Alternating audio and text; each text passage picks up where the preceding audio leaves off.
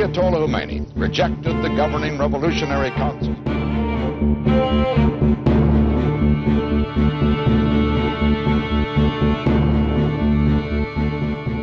And the taking and the holding of hostages is unprecedented. They cannot escape or evade the choice before it. Meet your international obligations or face the consequences.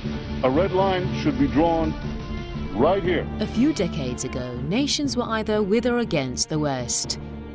In the late 1970s, Iran was on the cusp of a revolution, and the whole world was looking at the country with searching eyes to see if the nation's efforts for national sovereignty would pay off.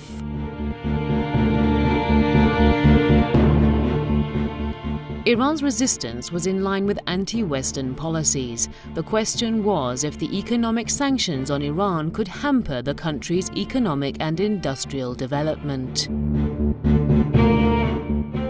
Or, on the contrary, whether those sanctions would galvanize the nation into unified action so as to lay the foundations of an independent economy. Against such a backdrop, I decided to make a trip to Iran to find an answer for the above questions. To gauge the effects of Western sanctions on Iran, its economy and its people over the past 3 decades and since the victory of the Islamic Revolution in 1979.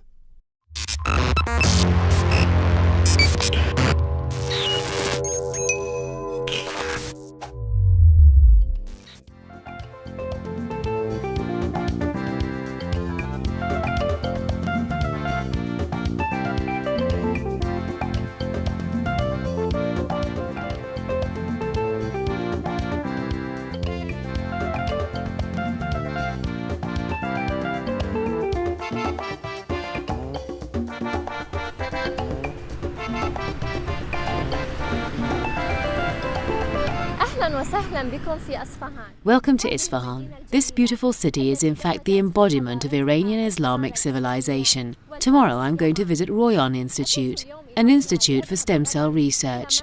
Tomorrow we'll get to know more about this groundbreaking field of science and technology. We're going to meet some people there working on a cloning project, so stay with us. The first person I met in Royan Institute was Dr. Mohammad Hossein Nasr Esfahani, the head of the biotechnology department. He was in fact in charge of technical programs about living animals in the institute. Dr. Nasr was a graduate of the University of Cambridge in fetal medicine. I asked him to tell us more about the institute's biotechnological activities so far. Dr. Nasr Esfahani, we visited different parts of the institute. Would you tell us more about the institute and its achievements?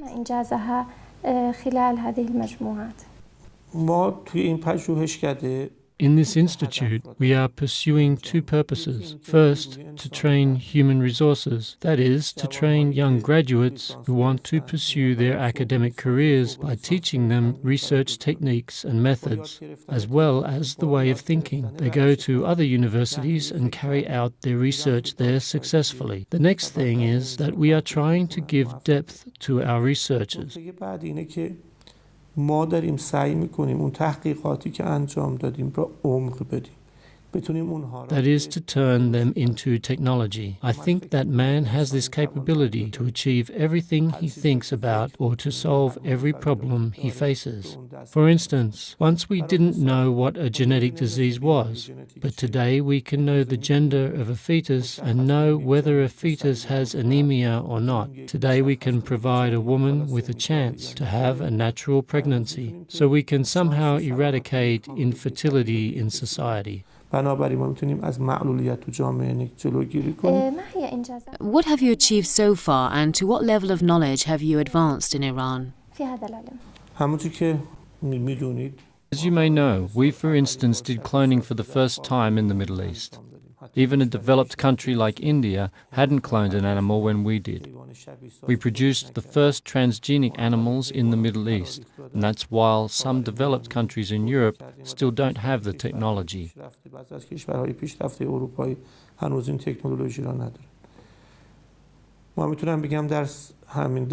I dare say that in treating infertility, Not only have we been moving shoulder to shoulder with the rest of the world, but also we have had new ideas and proposed new methods. Dr. Nass said that the Institute's methods for treating male and female infertility have proven effective. The Institute has helped many young couples have their own child. Dr. Nass answered many of my questions that had remained unanswered for a long time. The West has been trying to tell us that we are the third world. I want to say that with scientific events that have happened over the past years in our country and the abilities of our young people have shown, I never ever consider myself to belong to the third world. I dare say that we have much to say in different fields, including cloning and stem cells. Royan Institute has shown how able it is in this regard. What do you think about those countries that import knowledge from abroad and don't try to get it themselves? And another question, how did you reach this level of knowledge production? I don't think that there is a researcher in the world that wants to confine their knowledge to themselves, their cities, or their countries. Knowledge is what God bestows us with, and it should be shared with all humanity. Definitely, in helping our neighbours, the one that is closest to us is given priority. We hope that with the research we are doing, we will be able to help many of our neighbouring countries.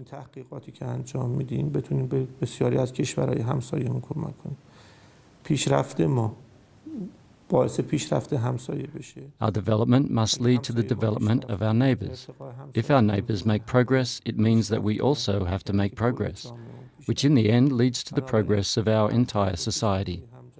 Therefore, cooperating with our neighbouring countries, enhancing their sanitary conditions, enhancing their scientific level, in my opinion, will lead to the increase in our own scientific level. I asked the doctor about their relations with other centres in the region and with other Muslim countries. I also asked him if research centres in those countries can benefit from the Institute's experiences. The answers he gave were precise, prompting me to think deeper.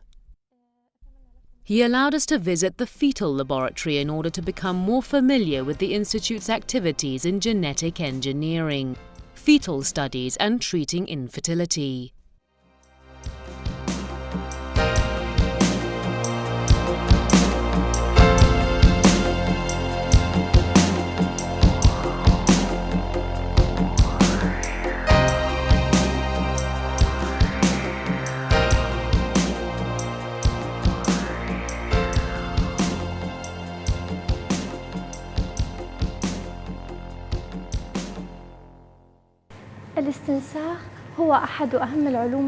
Cloning is one of the most important modern sciences and among the most advanced ones because it has the ability to create a living being. This modern science is also used in treating diseases like genetic defects and hereditary problems. Today we are going to meet Dr. Hajian, who will tell us more about this field and its developments. Nice to meet you, Dr. Hajian.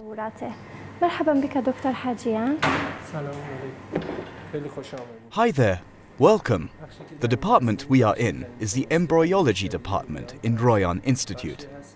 The main thing we do here is cloning and trying to produce transgenic animals in order to have recombinant proteins.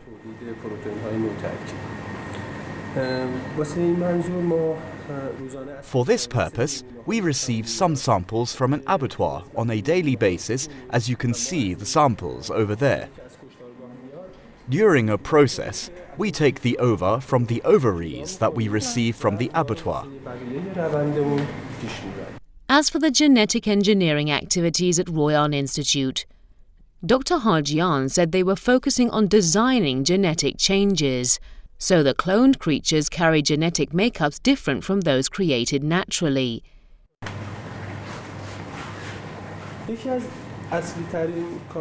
One of the main things being done at the Institute, and in this department in particular, is in fact cloning animals. The aim is to have animals that are transgenic, that is, animals with a certain gene in their genetic makeups that we look for. After the cloned animals are born, they can produce our desired proteins in their milk. These proteins can be later used as medicine. Dr. Hajian explained the significance of genetic engineering in serving the Iranian people. He asked me to meet one of their researchers in order to catch up with the latest genetic engineering studies. Dr. Yahya Khazai, you are an expert in recombinant protein. Would you explain more about this? The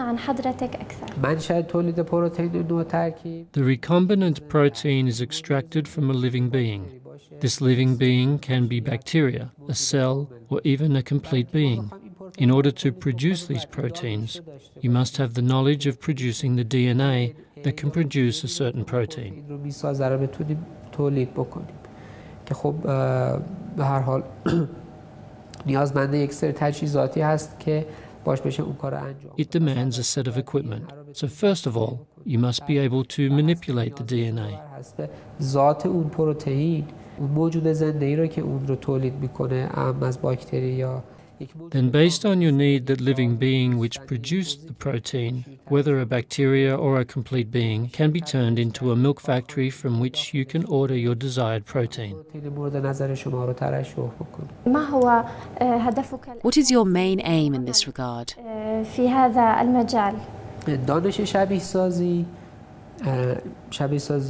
The knowledge of cloning, the cloning of mammalian creatures that produce milk, is a knowledge that per se would provide us with an infrastructure to have recombinant proteins in their bodies.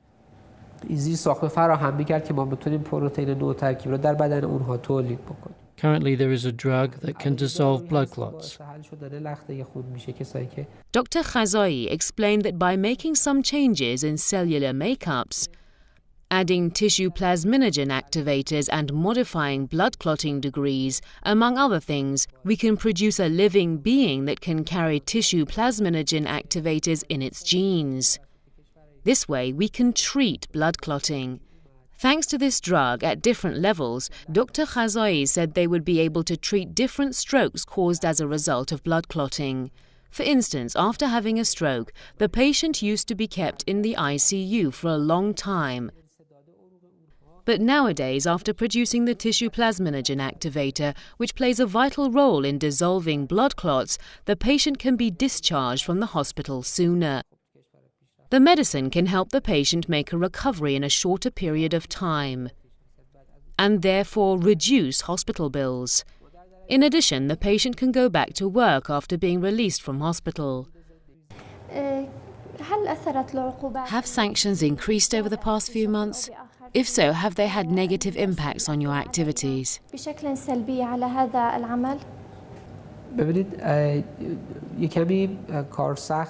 Look, things have become a bit difficult, there is no doubt about it. For instance, we need some materials for the laboratory so as to carry out our experiments. Their prices have gone up and the time of delivery has become longer. But thank God, with perseverance, we can overcome any problem.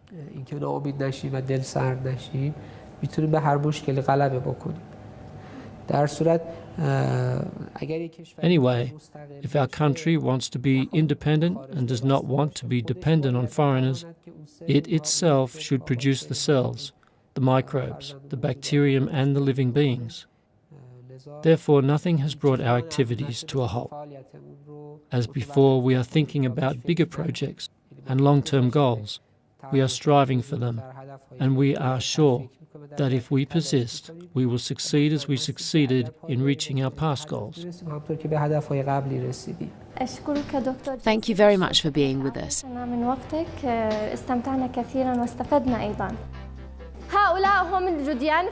These are 8 cloned goats.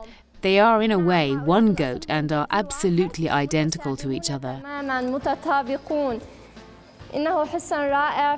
I have a great feeling being here. I'm very happy indeed.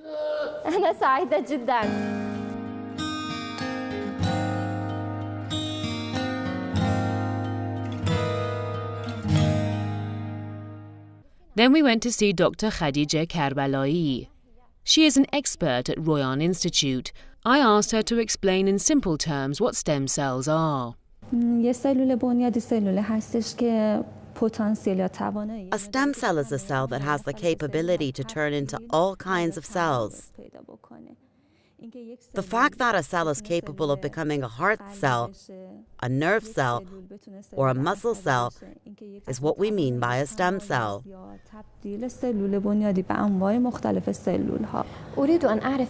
I also want to know what has been done in this lab.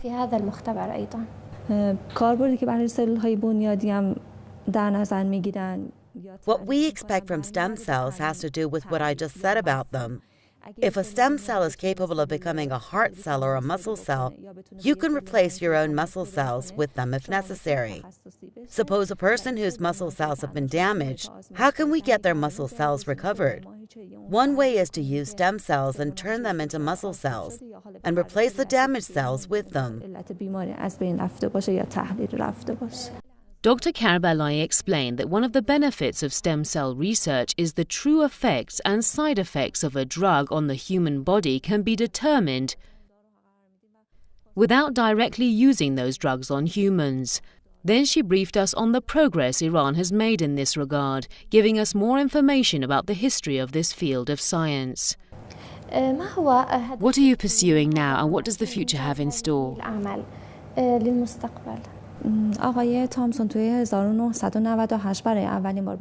Mr. Thompson managed to derive the first human embryonic cell in 1998.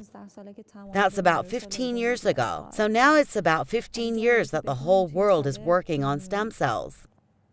It's interesting to know that in the year 2011, a project was developed to use neural stem progenitor cells in treating spinal cord injuries. Starting in 1998, they've reached a point where after 15 years they can carry out such treatments.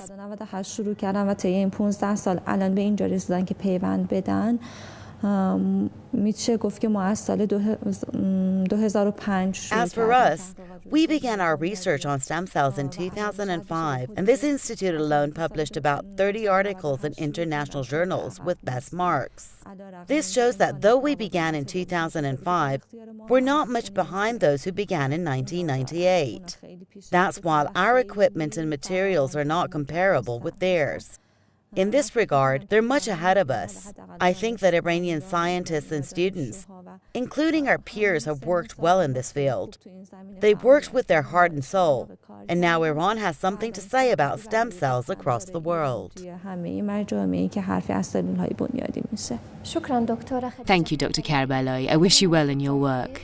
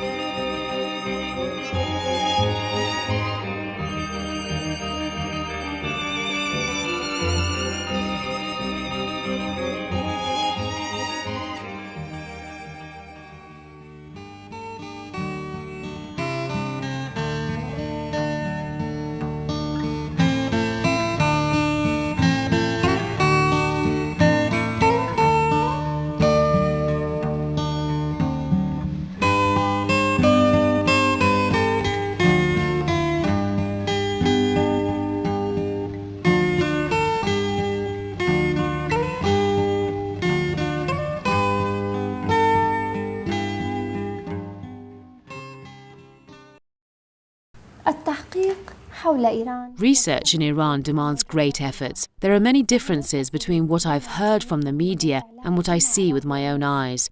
Things have gained momentum in comparison to the early years after the Islamic Revolution. What I'm trying to get is the real image of Iran. As I travelled across the country, I ran into Saadat Company, a company that produces healthcare machines. I met the company's executive manager, Dr. Yaqubzadeh. I asked him to tell us about the history of the company and its activities. Our company was founded 14 years ago. We received European standards in 2001. All our products are being designed and manufactured according to European standards. The company's main product is the vital signs monitor, which is used in different parts of the hospital like the operating room, the recovery room, the CCU, the ICU, the emergency room, and recently in the ambulance. The machine shows the vital signs of the patient who is either in coma or in a condition that could not tell about their vital signs. Mr. Yaroubzadeh talked about economic sanctions against Iran a lot. He said that as sanctions got more severe against the country, they decided to manufacture many components they used to import from Europe. They are made in Iran by our own engineers. Of 7 modules, only 1 is imported from abroad, and the rest are designed and made in Iran. The machine's motherboard and main software are made and designed in our company.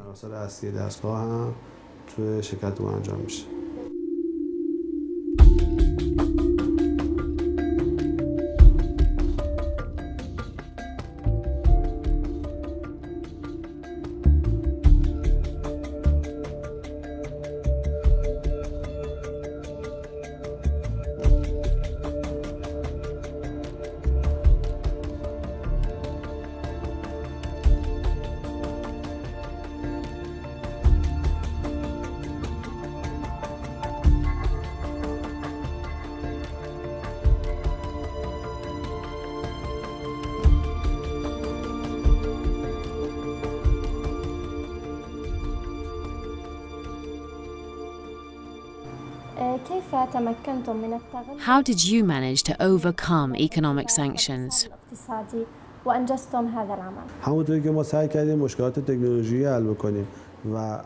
We try to solve technological problems. In this regard, we even made a machine that its patent has been filed in America.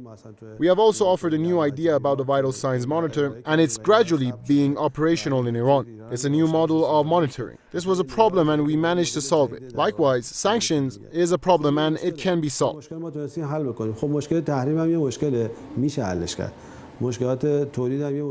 it can also solve production problems, provided that we believe that we can solve these problems. Instead of brushing aside the problems, we must accept that there are problems that must be solved. All problems are the same in one way or another, be it related to design, production, or sanction. As for sanctions, we decided to find a way out from them. And we succeeded in this regard. Under the most difficult circumstances caused by the sanctions, we exported more than 50% of our products to Europe. Perhaps 2 decades ago, it was hard to believe that we could manufacture an electronic machine inside a country and above that import it to Germany. Today, German experts come to Iran for training how to service the machine we have made. What we once couldn't imagine has happened now, and this is something that is happening regularly for many of our products. As for the products of other companies inside the country, the same thing is gradually happening. What I found very interesting was the fact that although the machines made in the company were highly sophisticated, they were manufactured in a simple assembly line and with simple tools. But there must be something behind this simple place that can yield to these high-tech products. We have shown that we can. We have shown that we can make the impossible possible. We have proved that we can import electronic technology to Canada and the US. It's easy to see the national will in the country to get rid of sanctions and their consequences, and to enhance national sovereignty and national production. It might take a long time for all these efforts to pay off, but the final result, which would be the country's total independence, is worth the effort. Everyone will benefit from it, and national solidarity will certainly be realized.